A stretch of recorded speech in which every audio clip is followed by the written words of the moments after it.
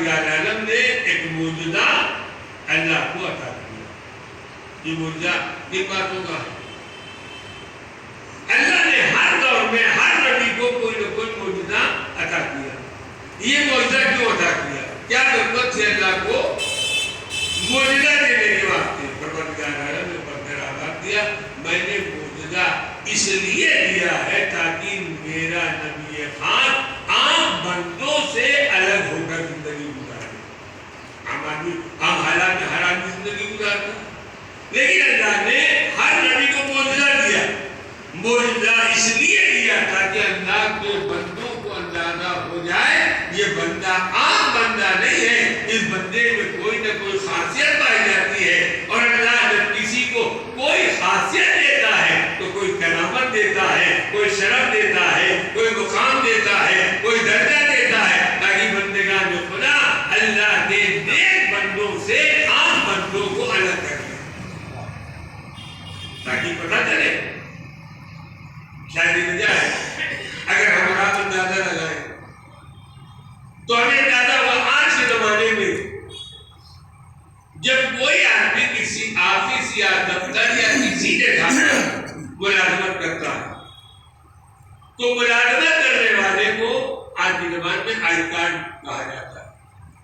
ہر آدمی کو I card دیا جاتا ہے. یہ آئی کارڈ کیوں دیا گیا؟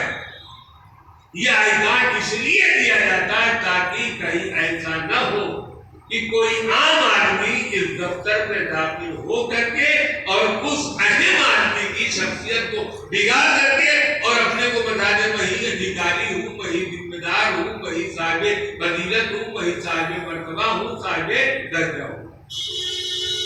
لہذا عام آدمی سے اس ذمہ دار کو جدا کرنے کے واسطے، الگ کرنے کے واسطے ہر دفتر سے ایک کارڈ عطا کیا جاتا ہے. یہ کارڈ کہے کے واسطے تاکہ کوئی فراڈ نہ ہونے پائے، تاکہ کوئی دھوکہ نہ ہونے پائے، تاکہ لوگوں کے درمیان کوئی غلط فہمی نہ پیدا ہونے پائے. جب ایک معمولی سے دفتر میں کام کرنے والے کو ایک کارڈ دیا جاتا ہے تاکہ کوئی غلط فائدہ اٹھانے نہ پائے تو پروردگار عالم نے طے کیا کہ میں بھی اگر کسی کو نبی بناؤں گا، اگر کسی کو رسول بناؤں گا تو کوئی نہ کوئی ایک ایسی ذمہ داری دوں گا، کوئی نہ کوئی ایک ایسا کارڈ دیا جائے گا جس کے ذریعے سے یہ پتا کر سکے یہ سچا نبی ہے یا باطل نبی ہے، یہ صحیح نبی ہے یا غلط نبی ہے. اسی آئی کارڈ کا نام ہے منصب نبوت و نبوت. اللہ نے ان کو نبی اور رسول کو بنایا، اسی نے بنایا. اور اللہ نے ہر نبی کو کوئی نہ کوئی معجزہ عطا کیا. شادی وجہ ہے اگر آپ تاریخ اسلام اٹھا کر کے دیکھیں تو ہمیں اندازہ ہوگا جس زمانے میں خانوادہ عصمت و طہارت کو اس بات کا شرف حاصل ہوا کہ میری مثال عام انسانوں سے جدا اور الگ ہے. اللہ نے ان کو معجزہ دیا، اللہ نے ان کو صاحب فضل اور صاحب شرافت عطا کیا. لہذا جب اللہ نے انہیں معجزہ دیا تو اللہ نے نہیں چاہا کہ ہمارا خاص بندہ عام بندوں میں جا کر کے مل جائے. اب کوئی آدمی بھی چاہے تو نبوت کا دعویٰ کر دے، کوئی آدمی چاہے تو عصمت کا دعویٰ کر دے. اگر آپ فہرست تلاش کریں گے تو نہ جانے کتنے افراد آپ کو ملیں گے جنہوں نے ائمہ معصومین علیہ السلام کے زمانے میں غلط فائدہ اٹھاتے ہوئے کبھی اپنے کو نبی بنایا، کبھی اپنے کو رسول بنایا، کبھی اپنے کو امام بنایا، کبھی اپنے کو صاحب ایجاد بنایا، کبھی اپنے کو صاحب شرف بنایا، کبھی اپنے کو صاحب مرتبہ بنایا. لیکن اللہ نے واضح لفظوں میں بیان کیا اگر ہم نے تم کو صاحب شرف بنایا ہے تو ہم تم کو کوئی نہ کوئی ایک ایسی فضیلت عطا کریں گے تاکہ دنیا والوں کو اندازہ ہو جائے واقعی صاحب فضیلت ہونا اور ہے اور بنے ہوئے صاحب فضیلت کا مرتبہ اور.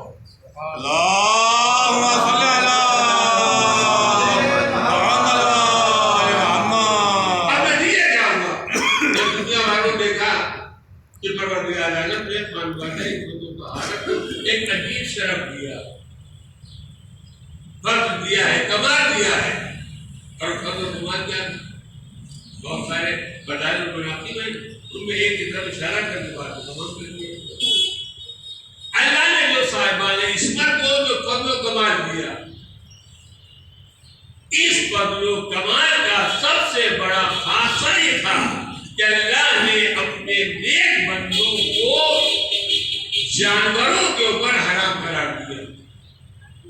تمہارا رات کی تاریکی میں اپنے گھر میں سو رہے ہیں، مانو کسی جانور کے چلنے کی آہٹ محسوس کی، اور ہماری حالت کیا ہوگی، ہماری فکر کیا ہوگی اس کا اندازہ ہر آدمی کو ہے۔ کوئی ایک معمولی سے بکرے سے ڈرنے لگتا ہے، کوئی شیر سے ڈرنے لگتا ہے، کوئی کسی جانور سے ڈرنے لگتا ہے۔ کیوں ڈرتا ہے؟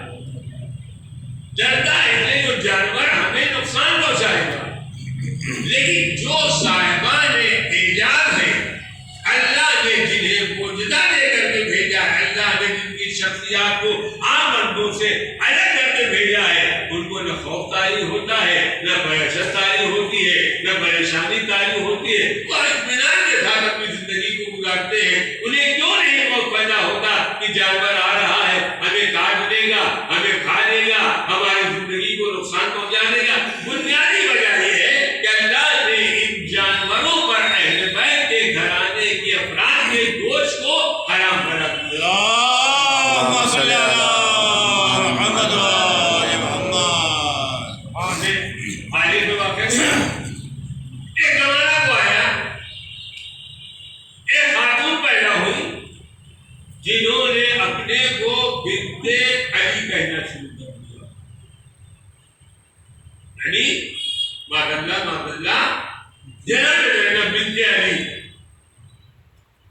اب جو آدمی یہ دعویٰ کرے گا کہ میں بنت علی ہوں، تو اس کے بعد کوئی نہ کوئی فرق تو ہونا چاہیے، کوئی نہ کوئی شرف تو ہونا چاہیے۔ تو ہمارے یہاں جو گھروں میں معجزہ ہوتا ہے تو بظاہر کو کوئی نہیں دیکھ پاتا ہے، خالی فوٹو بتا دیتا ہے۔ دیکھیے بندے میں کچھ چلتا دکھائی دے رہا ہے، دیکھیے بندے میں کوئی خاتون دکھائی دے رہی، دیکھیے بندے میں کچھ اور دکھائی دے رہا ہے۔ سب سے بڑا سوال تو یہ پیدا ہوگا، یہ کیسے طے کروایا کہ جناب زینب؟ پہچان کے واسطے کوئی نہ کوئی وسیلہ ہوتا ہے، کیسے پہچانیں گے؟ اگر ہم نے پہلے بچپنے میں کسی زمانے میں ان کے باپ کو، ان کی ماں کو، ان کی بہن کو کبھی دیکھا ہوتا تو یہ کہہ سکتے تھے ان کی تصویر فلاں سے مل رہی ہے، ان کا چہرہ بڑا سے مل رہا ہے۔ وہ بیچارے سن 40 کے زمانے کے ہیں، ہم 1440 میں ڈھونڈ رہے ہیں۔ 1400 کا سال گزر جانے کے بعد ہم ملا رہے ہیں، یہ جناب زینب ہے، یہ جناب سکینہ ہے، یہ جناب بیمار کربلا ہے، یہ فلاں امام ہے، فلاں امام ہے۔ کیوں؟ انہیں ذوات مقدسات سے اپنی ذات کو نسبت دے کر کے ہم بھی شرف حاصل کرنا چاہتے ہیں۔ یاد رکھیے گا، تنہا نسبت دے کر کے فضیلت حاصل نہیں ہوتی ہے۔ اگر فضیلت حاصل کرنا ہے تو ویسا کردار بنانا پڑے گا تاکہ تم کو بھی صاحب شرف بنا دے۔ سبحان اللہ، سبحان اللہ۔ تسلیہ کیا ہوا؟ انہوں نے علاوہ شروع کر دیا، کم بنت علی ہے۔ افکار عالم اسلام میں ہنگامہ پیدا ہو، کیا کیا جائے، کیسے پتہ لگایا جائے واقع ہے یا نہیں؟ اس کا مطلب تنہا ایک دو آدمی پاگل نہیں تھے، جتنے تھے سب کے سب پاگل تھے۔ کسی نے ایک لمحے کے واقعے میں سوچا کہ کیسے ممکن ہے کہ 200 سال 250 سال یا ان کے عادات اور افکار کو دیکھتے ہوتے، ان کی زندگی کو دیکھتے ہوتے ایک ہنگامہ پیدا ہوا۔ کسی نے برقرار دیا، گھبرانے کی ضرورت نہیں ہے، ہمارے زمانے میں امام معصوم موجود ہے، چلے ان سے رابطہ کیا جائے۔ لوگ بھاگے بھاگے امام کے پاس آئے، اور امام کے پاس آنے کے بعد کہہ رہے مولا ایک خاتون پیدا ہوئی ہے جو اپنے کو بنت علی کہتی ہے، صاحب اعجاز کہتی ہے، صاحب معجزہ کہتی ہے۔ امام نے فرمایا پریشان ہونے کی ضرورت، پریشان ہونے کی کوئی ضرورت نہیں ہے، مگر کیوں؟ امام نے فرمایا جس کر، اگر کوئی آدمی آج کے زمانے میں اپنی عالمیت کا اعلان کرے، مجھ سے بڑا عالم کوئی نہیں ہے، تو جو چار سوال کر لیے خود ہی پتہ چل جائے کہ اتنا بڑا عالم ہے، خود ہی اندازہ ہو جائے گا صاحب خالی اپنے کو بیوقوف بنا رہا، دوسروں کو بنا رہا۔ امام نے فرمایا گھبرانے کی ضرورت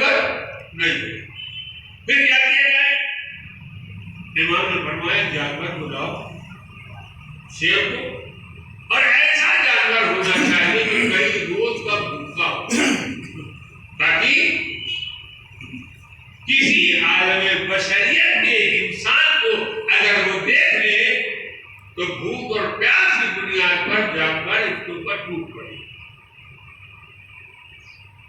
ایمان درست کا بتاتی ہے، لوگوں نے سن تو لیا، اس کے بعد ایمان نے فرمایا جو دعویٰ کر رہا ہے یا کر رہی ہے میں بنت علی ہوں، اس کو اسی پنجرے میں، اسی کٹہرے میں لے جا کر ڈال دوں۔ تو آپ اندازہ لگائیں کہاں بھیجا جا رہا ہے؟ کٹہرے میں، جس میں جانور بھوکا پیاسا موجود ہے۔ جیسے ہی ماں نے فرمایا کو لے جا کر کٹہرے میں ڈال دو، ہوا خراب ہو گئی، حالات تبدیل ہو گئی۔ میں تو خالی مذاق کر رہی ہوں، میں خالی تمہارا ڈر لے رہی تھی۔ لوگوں نے کہا تمہارا ڈر تو بعد میں ہوگا، پہلے تمہارا ہی ہوگا۔ جب امام نے فرما دیا، امام کے قول میں پہلا صدارت پائی جاتی، امام نے کہا جاؤ کٹہرے کو لے آؤ، لانے کے بعد اس عورت کو ڈال دو۔ جیسے ڈالنے کا حکم دیا ہنگامہ، رونا پیٹنا، گریا اتاری نہیں، میں نے یوں ہی کہا تھا واقعی میں بنت علی نہیں، بات تمام ہو گئی، یہ طے ہو گیا، یہ دعویٰ غلط دعویٰ تھا، یہ جھوٹا دعویٰ تھا، لہذا بات تمام ہو گئی۔ لیکن اس زمانے میں جو دشمنان اہل بیت موجود تھے انہوں نے کیا کیا؟ انہوں نے دوسرا فارمولہ استعمال کیا، کیوں تنہا اس عورت کا امتحان دیا جائے، کیوں ایسا نہ کیا جائے؟ اگر عورت کو مقام امتحان سے نہیں گزارا جا سکا ہے تو یہی بلاؤ مقام امتحان میں ڈالا جائے۔ یعنی کیا؟ اگر عورت کا امتحان نہیں ہو سکا تو خود امام معصوم کا امتحان ہو جائے کہ آیا یہ واقعی خانقاہ ہے، اس پر وہ طہارت سے ہے یا نہیں ہے۔ ویسے موقع پر جب سوال منظر عام پر آ گیا تو تعریف بھی ہوئی، بہت اچھا سوال نکالا، بہت اچھا امتحان کا ذریعہ نکالا۔ اب کیا ہے؟ کٹہرے کا دروازہ کھولا جائے اور امام یوں اسی کٹہرے کو لے جا کر کے ڈال دیا۔ جیسے امام کے سامنے یہ بات بیان کی گئی، اگر کہیں قرآن خاصہ ہم لوگ ہوتے تو وہیں سے پہلے سے نکل جاتے۔ امام کے سامنے رائے آئی، انہوں نے فرمایا کوئی بات نہیں، آگے وہ جو حق پر نہ ہو، مجھے کیا پرواہ ہے، میں تو حق پر ہوں اور میرا سلسلہ حسب و نسب محمد و آل محمد سے جا کر ملتا ہے، لہذا میں تو چاہتا ہوں تاکہ آج امتحان ہو جائے، تاکہ دنیا والوں کو پتہ چل جائے آل محمد کے گھرانے والے اور ہوتے ہیں اور باطل کے گھرانے والے اور ہوتے ہیں۔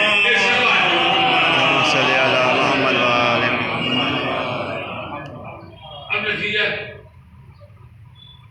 بجلی کا دروازہ کھولا گیا، امام معصوم کو لوگ گویا سہارا دے کر لے آئے اور لانے کے بعد بجلی کے قریب لائے اور لانے کے بعد دروازہ کھولنے کی بھی ہمت نہیں پڑ رہی، اندر دھکیلنا اندر ڈالنا دور کی بات ہے، دروازہ کھولنے کی ہمت نہیں ہوئی۔ ایک شخص نے بڑھ کر کے دروازہ کھولا، امام بڑے ادب اور احترام کے ساتھ اپنی ابا دستار ان تمام چیزوں کو سنبھالا اور سنبھالنے کے بعد اس پنجرے کے اندر آپ نے قدم رکھا۔ امام کا اس شیر کے پنجرے کے قدم کا رکھنا تھا، وہ شیر جو 4-5 دن کا بھوکا اور پیاسا تھا، وہ فوراً آگے بڑھا اور آگے بڑھنے کے بعد اپنی پیشانی کو امام کے قدموں پر جا کر رکھ دیا۔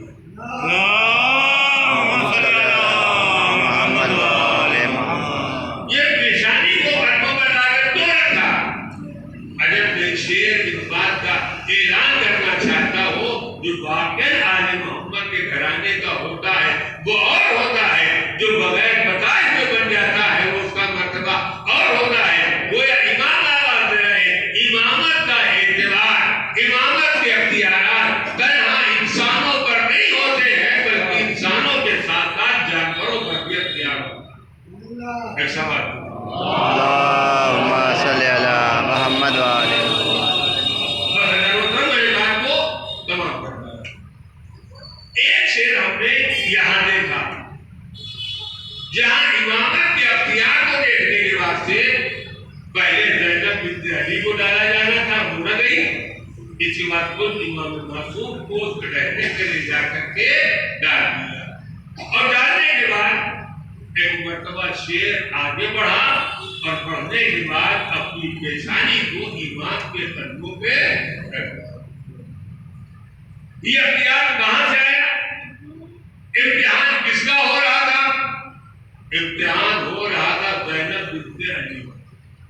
عجب نہیں، جناب زینب نے اپنی حیات طیبہ میں دنیا والوں کو یہ بتانا چاہا ہو جو زینب بنت علی ہوتی ہے وہ کبھی شیر سے نہیں ڈرتی ہے، بلکہ شیر کو گردن سے بلا کر کے اپنے بھائی کے جنازے کے قریب لا کر کے کھڑا کر دیتی ہے. شاید یہ وجہ ہے عصر عاشور حسین کی شہادت کے بعد ایک مرتبہ جناب فضا مقتل کربلا سے دوڑی ہوئی خیمے میں آئی، اور خیمے میں آنا تھا شہزادی زینب کے قریب آئی، اور آنے کے بعد آواز دیتی بیوی غضب ہو گیا، میں ابھی مقتل کربلا سے آ رہی ہوں. میں کانوں میں آواز گونجی جیسے کوئی کہہ رہا ہے ابھی اپنے گھوڑوں سے پیادہ نہ ہونا، ابھی گھوڑوں پر سوار نہ ہو، گھوڑوں کی نال بندی کر لو، ابھی لاش حسین پامال ہونا ہے. لو ادادارو، جیسی جناب فضا نے حسین کے لاشے کے پامالی کی خبر کو سنا، دوڑی ہوئی جناب زینب کے پاس آئی. اے بی بی آپ بتائیں کیا کیا جائے؟ جناب زینب فرماتی ہے اے فضا کوئی ترکیب ایسے نکالو کہ میرے بھیا کا جنازہ پامالی سے بچ جائے. اے بی بی میں کیا کروں، میں کیا کر سکتی ہوں؟ ایک مرتبہ جناب فضا فرماتی ہے اے بی بی میں نے آپ کے بھیا سے سنا ہے اس بیابان پہ اس جنگل میں ایک شیر رہا کرتا ہے جس کا نام ابو الحارث ہے. کہیے میں شیر کو بلا رہا ہوں. فضا آگے بڑھی، جنگل کربلا میں آئی، اور آنے کے بعد آواز دیتی ہے اے ابو الحارث تو جنگل میں آرام کر رہا ہے، سیدہ کے لال کا لاشا پامال ہونے کی تیاری ہو رہی ہے، پامالے میں ابا کیا جا رہا ہے. ادادارو اتنا سننا تھا جنگل سے شیر چلا، لاش حسین کے قریب آیا، شیر تو آ کر بیٹھ گیا، لیکن نہ کوئی گھوڑ سوار آگے بڑھا، نہ کوئی پیادہ آگے بڑھا، نہ کوئی نیزہ بردار آگے بڑھا. شیر آیا، لاش حسین کے قریب بیٹھا رہا، دیر بیٹھا رہا. جب شیر مطمئن ہو گیا اب لاش حسین پامالے میں ابا ہونے والا نہیں ہے، ایک مرتبہ شیر نے بڑی حسرتوں کے ساتھ اپنے سر کو جھکایا، دوبارہ جنگل کی طرف چلا. ادادارو شیر کا دوبارہ جنگل کی طرف جانا تھا. ایک مرتبہ گھوڑ سوار آگے بڑھے، اب حسین کا جسم نازنی گھوڑوں سے پامال کیا جا رہا ہے. ادھر کے گھوڑے ادھر کے گھوڑے ادھر، بیچ میں سیدہ کے لال کا جنازہ. عجب نہیں، ایک مرتبہ زینب آگے بڑھی، آگے بڑھنے کے بعد فرماتی ہے اب کسے بلایا جائے. ایک مرتبہ پسر سعد کو آواز دی اے پسر سعد تو کھڑا دیکھ رہا ہے اور میرے بھیا کا جنازہ پامال ہو رہا ہے. اتنا سننا تھا. حسین نے آواز دی اے بہن خیمے میں جاؤ، ابھی تمہارا بھیا زندہ ہے. زینب پلٹی، قدموں کو خیمے میں رکھا، فضائے کربلا کو آواز الا قتل الحسین بکربلا، الا ذبح الحسین بکربلا. حسین مارے گئے، حسین شہید کر دیے، سیدہ کے لال.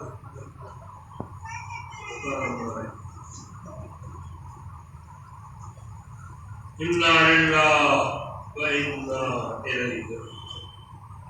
الہی بحق الزہرا و حبیبہ